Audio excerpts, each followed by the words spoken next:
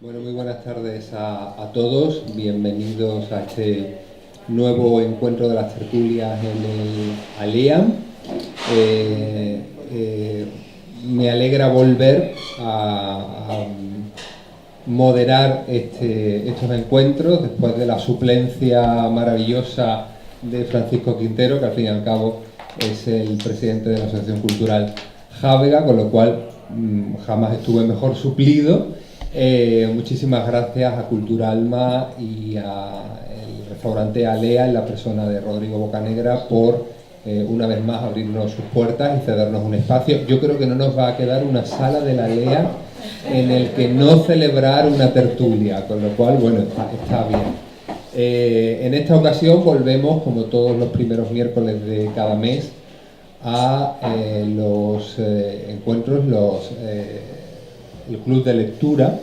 Por eso tenemos aquí a María Gámez, que fue la impulsora de este club de lectura, especialmente centrado en el tema de la mujer, portavoz del Grupo Municipal Socialista, como sabéis, en el Ayuntamiento de Málaga, y amiga, lectora, y a Carmen Velasco, conocido y amiga ya de todos, especialista en traducción y en literatura de género, en perspectiva de género. Y como este es el último club de lecturas hasta la próxima jornada, que empezaremos, esperemos, en otoño, pues decidimos cambiar un poco el tercio de los clásicos. Ya sabéis que somos muy de clásicos y arrancamos muy fuerte y tuvimos un encuentro muy apasionado alrededor de Frankenstein, de Mary Shelley. Pero en esta ocasión hemos elegido un libro de una escritora, bueno, con bastante éxito en esta materia, que es Caitlin Moran, con el título Cómo ser mujer, que yo creo que es bastante iconoclasta y bastante divertido, a pesar de que hay bastantes cargas de profundidad al respecto. Y bueno, pues vamos a debatir un poco sobre el libro, sobre el texto y el contexto del libro, y les doy la palabra sin más a María Gámez y a Carmen Velasco para introducir el libro y el debate. Muchísimas gracias a todos. Buenas tardes, amigos y amigas. Realmente, ya lo dije la otra vez, no soy la más apropiada para estar en esta tribuna, sino para estar ahí. Pero bueno, me gustaría aportar, pues, como cualquiera de vosotros que estáis aquí, mi punto de vista sobre lo que he leído, que confieso no lo he leído completo. Tengo que alzar la mano y decir, sí, lo siento, he sido yo. Llevo 24 horas sin haberme leído completamente el libro. Bueno, he leído lo bastante como para saber que tengo que leer inmediatamente lo que me queda, porque es divertidísimo, a pesar, digo, de ser profundísimo, porque tenemos cierto cliché de que lo divertido no puede ser a la vez profundo, serio y además muy rotundo en los planteamientos de lo que significa el feminismo. Yo creo que hablábamos la vez anterior que yo estuve aquí compartiendo mesa con vosotros de que la palabra incluso feminismo, decir yo soy feminista, está incluso como o desgastada o está manida, y eso es lo que viene Caitlin, por lo menos a mi juicio, a demostrar que no hay que temer nada a decir que uno es feminista o que una es feminista, y lo expresa desde la experiencia de mujer desde la adolescencia, ¿no? Empieza a contar su experiencia desde que por primera vez le viene la menstruación hasta todo lo que ocurre después, cuando uno tiene que, en esas edades, pues verse ante cosas muy cotidianas, pero te das cuenta a través de sus palabras que son cosas cotidianas pero terribles para la mujer. Depende del momento vital en que te encuentres, ¿no? En el que tienes que sumarte o no a las modas de la depilación. Habla ya de las brasileñas como algo absolutamente extendido, y de hecho lo están.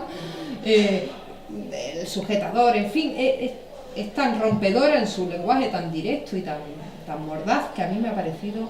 muy divertido, muy recomendable para hombres y mujeres y para todas las edades también de hombres y mujeres, porque hace unas reflexiones muy serias, pero acudiendo mucho a sus comienzos de adolescente o de la pubertad, y eso me ha parecido muy divertido. Otra de las cosas que he descubierto, aparte de divertirme, porque realmente hace muchos chistes y muchas bromas muy, muy mordaces, lo que he descubierto es con la naturalidad que se puede hablar de estas cosas en un libro y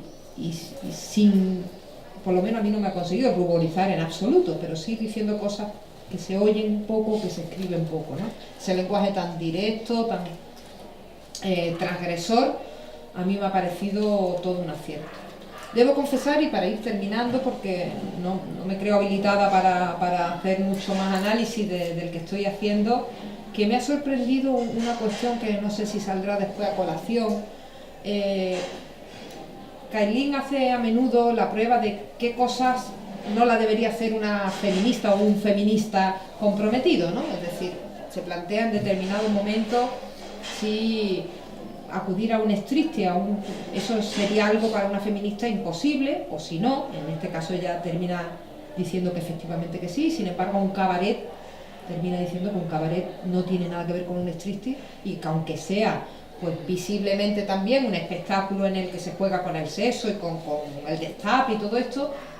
y hace pruebas de por qué ella considera, y yo comparto con ella plenamente, que son espectáculos diferentes. Hay cosas que sí, desde luego, perturban a la igualdad de la mujer, o desde luego la colocan en un mal lugar, y otros espectáculos que pueden ser también muy divertidos, muy de sexo, muy de destape, pero que sin embargo no está colocando a la mujer en una posición ni de inferioridad ni de atentado a su dignidad. Y es curioso, y aquí es lo que quería yo comentar, que para esas pruebas donde analiza situaciones que ocurren en nuestra sociedad con bastante normalidad, ¿dónde está la prueba del 9 para saber si algo transgrede o no el feminismo y la lucha por la igualdad del hombre y la mujer? Y es curioso que utiliza el tema de la homosexualidad, y especialmente, no sé por qué, creo que alude muchas veces a la homosexualidad masculina, habla de los espectáculos en lo que sí, de alguna manera viene a decir, si hay gays que podrían ir a ese espectáculo, es que ten casi por seguro que en esos espectáculos, por tomar este ejemplo en concreto, no transgrede la dignidad de la mujer. Eso es algo que yo nunca me había hecho como reflexión. No sé si coincidís conmigo en que, por lo menos yo me he parado, he hecho una reflexión sobre eso, el paralelismo entre el feminismo y otras luchas por la igualdad, en este caso no entre hombres y mujeres, sino por orientación sexual, que terminan coincidiendo o pareciéndose de alguna manera, o sumándose luchas teóricamente diferentes que se suman o que se comprenden, ¿no? Bueno, yo he visto, por lo menos a mí me ha sorprendido ciertos análisis en los que yo no había caído, en los que me identifico en el análisis que hace la autora, y que me parece pues de absoluta casi necesidad de lectura para tratar de comprender una palabra ya muy desgastada, un título que a mí me pareció hasta chocante. Yo creo que nunca hubiera comprado un libro, si no me lo llega a recomendar, de cómo ser mujer. Pues yo digo, no lo compro en absoluto, me parece que a mí que me van a enseñar nadie, ¿no? Esto me parecía como antifeminista, ¿no? Pero cuando dije, menos mal que me lo han recomendado, porque si no yo esto no lo hubiera leído, y realmente creo que merece la pena, porque no persigue dar lecciones de cómo ser mujer, ni precisamente lo contrario. Creo que hace la autora un análisis de cómo distinguir esa pared invisible entre lo que de verdad es un problema que afecta a la dignidad de la mujer o a la igualdad de hombres y mujeres, y aquello que no, y que muchas veces confundimos y lo metemos todo en el mismo saco, porque hay quien ejerce un feminismo malentendido y considera atentado a la igualdad de la mujer cosas que realmente no lo son, y otras que sí. Y en esa delgada línea donde quienes creo que lo confunden, hombres y mujeres, hacen que muchos piensen que el feminismo es una cosa ya trasnochada, en esa distinción de lo que es y lo que no es, yo creo que muchos caemos casi sin darnos cuenta. Así que celebro que me hayáis ayudado a leer un libro que nunca hubiera comprado. y espero y deseo, pues sobre todo, oíros a vosotros dos, que de esto sabéis mucho más que yo, y bueno, animaros a que efectivamente, por si después no hay ocasión, hagamos el esfuerzo todos y todas de continuar. Yo creo que es verdad, un club de lectura, Carmen y yo lo hablábamos hace unos días, es un tema muy difícil, porque no es lo mismo acudir a una charla que acudir a un sitio donde uno se siente examinado y dice, Dios, que no lo he comprado, que no lo he leído, que y se siente un poco mal, podré hablar o no de esto si no lo he leído, parece que ha cometido uno un gran pecado,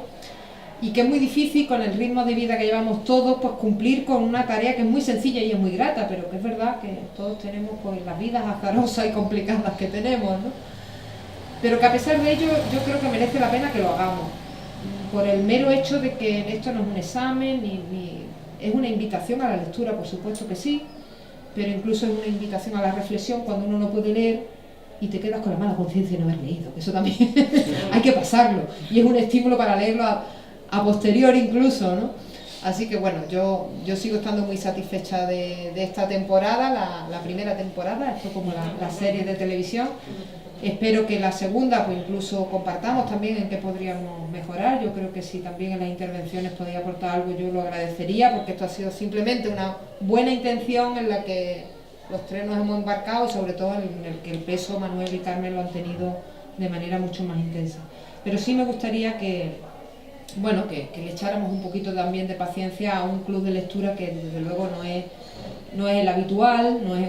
un libro cualquiera, no se entregan los libros, con lo cual la gente tiene la facilidad que le llega y ya lo puede leer. Aquí pues hay que hacer cierto esfuerzo, que es estar pendiente, buscarlo, leerlo y después tratar de aportar algo, de compartir una experiencia grata. Y me parece que ayudamos mucho a la visibilidad de la mujer, que sin lugar a dudas pues está más que demostrado, y en este libro más que nunca, que todavía sigue siendo una gran asignatura pendiente. Así que muchas gracias y a disfrutar de Carmen y de Manuel. Bueno, buenas tardes.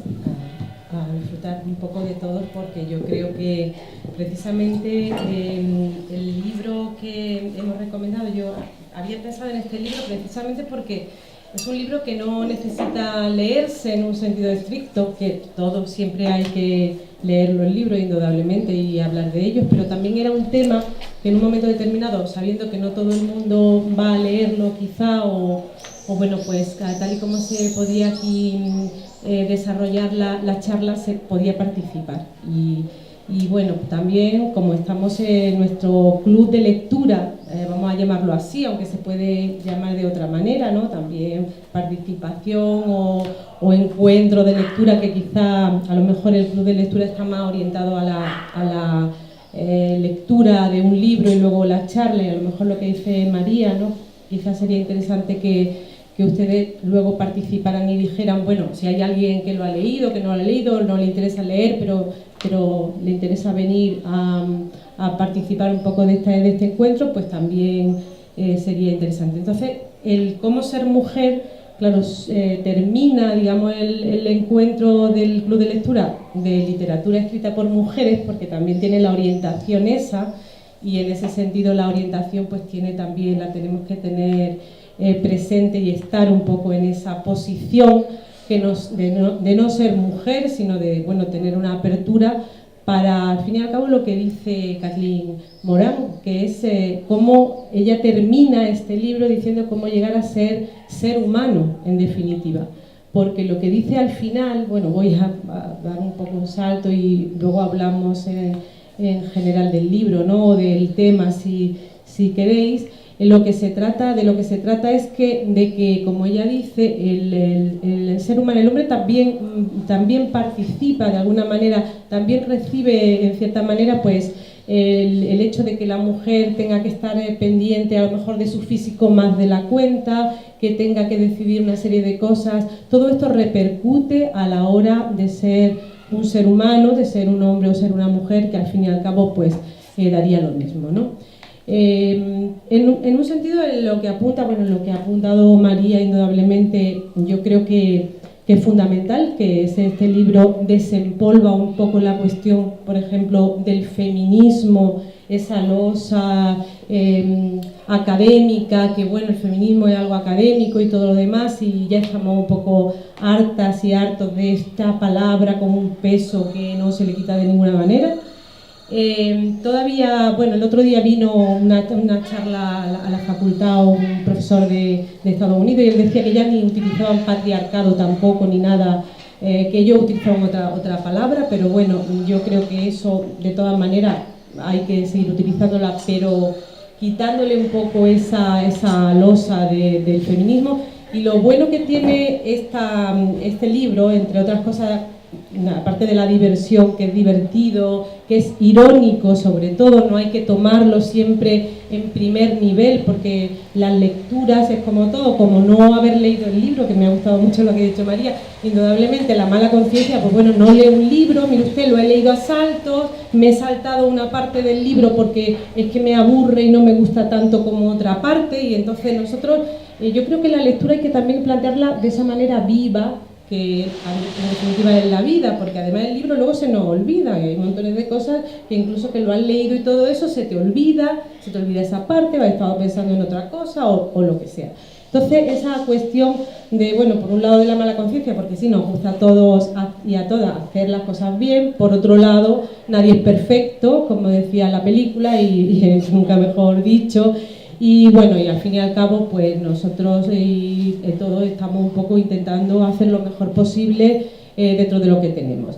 El de todo es perfecto, bueno, que acabo se me ocurre, ¿no? Es que tiene mucha relación también como con el libro, como ser mujer, al fin y al cabo, el ser mujer es una construcción en un sentido, que es lo que planteaba ya Simone de Beauvoir, que bueno, estamos siempre en la línea de que la mujer se hace, efectivamente, porque bueno, ya lo decía Deleuze y lo han dicho filósofos, lo molar es, digamos, el hombre es el que es el constituyente, digamos, de esta sociedad, y la mujer se va construyendo, en definitiva se deviene mujer, se llega a ser mujer, pero no se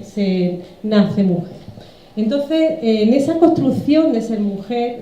nosotros, bueno, que ya lo tenemos incluso en el teatro, es un acto performativo, al fin y al cabo nosotras sabemos mejor que nadie de eso, porque nos disfrazamos mucho más que los hombres también se disfrazan y cada vez más, pero nosotras mucho más. Nosotros tenemos muchísimos problemas desde que empezamos con la pubertad y con, bueno, como ella lo que hace es hacer una especie de relato autobiográfico desde que de los 13 años tiene la regla, y cómo de alguna forma pues empiezan a surgir los problemas de todo tipo. Problemas de que, bueno, tu cuerpo se desarrolla. Además, precisamente el libro empieza en su cumpleaños, en su 13 cumpleaños, siendo perseguida por unos vándalos, como ella dice, y ella huyendo allí con el perro y la estaban persiguiendo, y todas las mujeres pues a lo mejor hemos tenido esa experiencia, no de llegar, bueno, a ser violadas ni nada de esto, porque no se trata, ella no lo plantea además de una manera seria, y a mí me parece que no hay tampoco que ponerse trágico, hay esa dimensión, bueno, pues también humorística en un sentido. Ella empieza así, sus 13 años, odia esa edad, odia ya de alguna manera eso de ser mujer, empezar con cumplir esa edad y todo lo demás. Y luego pues hace un recorrido por toda su vida en la que tuvo 2 hijos, se casó, tuvo hijos y tuvo un aborto después de haber tenido a los 2 hijos, hablando con su marido, o sea, decidieron no tener el tercer hijo también, y lo plantea de esa manera, plantea muy certeramente para mí el por qué hay que tener hijos y por qué no hay que tener hijos, esa dicotomía, porque hay mujeres que se plantean tenerlo y hay mujeres que se plantean no tenerlo, y hay mujeres que no pueden tenerlo si es una tragedia espantosa, y eso también hay que pensar sobre ello, porque parece que la vida se acaba. La mujer al fin y al cabo está construida para tener los hijos, estamos mentalmente construidas para eso.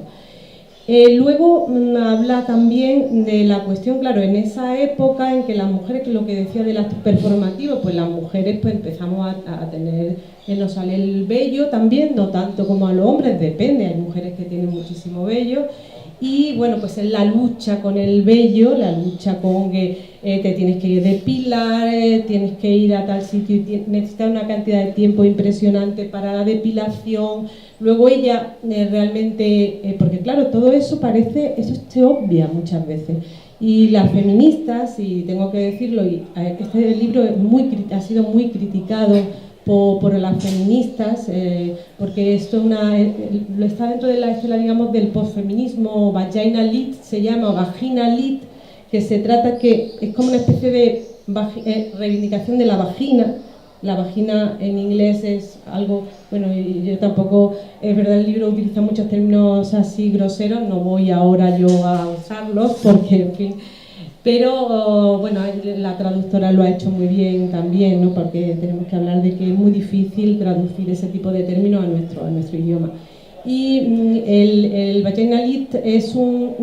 movimiento que las feministas han denostado, piensan que es una frivolidad, que esta lo que quiere es ganar dinero y montárselo y tal, y que se ríe de todo el mundo, ¿no? De las mujeres, del hombre y de todo lo demás. En fin, ha sido, por eso digo, muy, muy criticado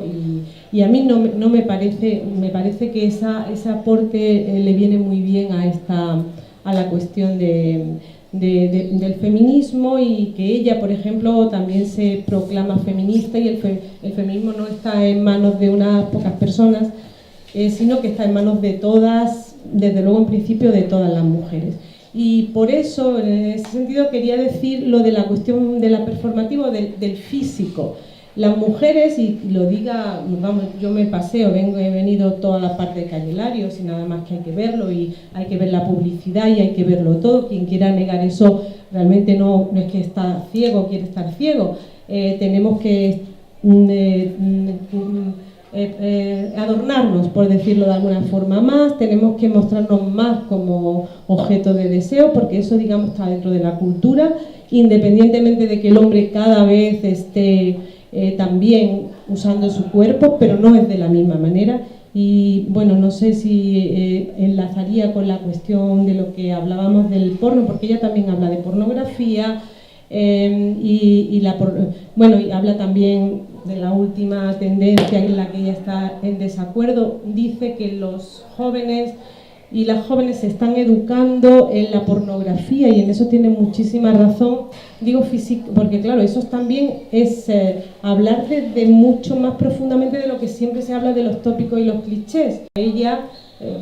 una de sus encuentros, cuando era más joven y todo eso, le dijo a un chico que como que no se depilaba, no estaba rasurada, porque ahora está de moda el rasurado total. Y esto viene directamente del porno. En el porno no se concibe ya un pubis con el pelo no se concibe. Y todo lo que, la forma, además, hay muchos estudios en ese sentido que son muy interesantes. Sobre pornografía, los chicos y las chicas, pero los chicos sobre todo, que son los que ven más porno, y ahí también podríamos debatir, y aquí podría opinar todo el mundo, porque yo creo que de esto se puede opinar muchísimo, vamos, de todo lo que estamos diciendo, porque forma parte de la vida cotidiana. Ellos aprenden, el sexo lo aprenden en la pornografía, viendo pornografía. Sabemos perfectamente que ahora en internet está la orden de eso, tener acceso lo tiene cualquiera. Hay verdaderos debates y cuestiones, ¿no?, que plantear, porque cómo es la sexualidad de los jóvenes, que es lo que está pasando aquí, y en la cuestión, por ejemplo, pues del vello, que ella lo dice en concreto, pues también. Hay esta cuestión del repudio porque se ve como sucio, etcétera, plasmado del porno. Y luego la cuestión, por ejemplo, del físico, de la gordura, que también hay otra cuestión. Ella viene de una familia de gordos. Ella era gorda, un poquito gorda también, pero bueno, ella es gorda, y en concreto, pues bueno, eso es una verdadera, para todo el mundo es un horror, un trauma muy grande, pero claro, para una mujer mucho más, porque le impide ser deseada, etcétera, por los chicos. Cuando empieza la adolescencia todavía mucho más, ¿no? El hombre pues es diferente, y eso también lo podemos hablar. Yo creo que sí que es muy diferente la cuestión, aunque todos los hombres gordos, sobre todo el peso social de los defectos físicos, entre comillas, o las diferencias físicas que no estén en una norma, evidentemente siempre están criticadas o mal vistas. Pero en la mujer, y yo no porque querer llevar a mi terreno la cuestión, porque no es verdad, que no sería por eso, sino porque creo que no es lo mismo a una chica que sea gorda o, en fin, no tan agraciada, no es lo mismo que un hombre que al fin y al cabo tiene otros recursos. Y bueno, y ahora lo voy a decir, que ha habido una noticia que han violado a una chica de 14 años, un chico de 17 y 19 años, porque la chica estaba a las 12 de madrugada, o a las 12 de la noche, estaba tomándose algo en un bar, y yo lo que sigo viendo igual es que al fin y al cabo las mujeres, como ser mujer sin ser un objeto, digamos, violable, porque por mucho que incluso el hombre se quiera poner de hombre objeto y a striptease y todo lo demás, no es lo mismo que lo haga un hombre con una mujer, porque la mujer parece ser, yo lo digo y ahora ya pues debatimos lo que queráis, parece ser que sigue siendo la persona que es violable, un hombre no, aunque todos podríamos serlo, puesto que la anatomía lo posibilitaría, pero no es la cuestión de la anatomía, sino la cuestión de la concepción de qué es una mujer. Entonces, cómo serlo y cómo que se aprenda cómo es una mujer, quien no lo sea, y bueno, quien lo quiera ser también podría aprender mucho quizá de este libro. Yo creo que no voy a hablar más porque podría seguir, pero podríamos poner en común un poco sobre esta cuestión, que no hace falta que se lea el libro. Hay un test que dice, que es muy divertido, en el que ella, porque se proclama feminista, ¿no? Se proclama feminista y dice aquí, así que el modo más rápido de averiguar si eres feminista es ponte mano a la obra y es contestar a 2 preguntas, dice ella, para que veáis que el tono del libro. A, ¿tienes vagina? Y la B, ¿quieres responsabilizarte de ella? Y ahí, si en ambos casos has contestado sí, entonces, enhorabuena, eres feminista. Esa sería esta batalla lit, un poco que lo que ella, bueno, lo que proclame, ¿no? Y lit también en literatura, entre otras cosas, con lo cual podríamos darle ese giro. Pues yo por mi parte podemos seguir hablando y a Manuel se lo paso. Bueno, muchísimas gracias, Carmen. Yo creo que este libro, sobre todo, lo que hace es, fíjate que me estoy peleando con el micrófono, es desmitificar muchas cosas sin desposeerla, como ha dicho María, como bien has apuntado tú, de su peso específico. Es decir, yo creo que sobre todo Caitlin Moran topa una vez más con las guardianas del dogma, que también las hay en el tema del feminismo, sobre todo con las académicas guardianas del dogma, que creen que no se puede poner en cuestión ni en solfa determinados temas, ni se puede debatir de ellos, ni relativizar, ¿no? Entonces, el hecho de que ella, para hablar de la construcción de la identidad de la mujer, utilice cuestiones que parecen muy frívolas y cotidianas, como es la depilación, la peluquería, el maquillaje, los modelos sociales de las actrices, de las cantantes, de la televisión, parece que es desacralizar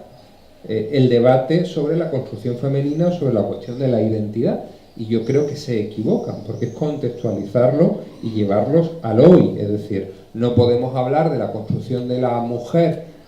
hoy de la misma manera que lo hacía, por ejemplo, Mary Shelley,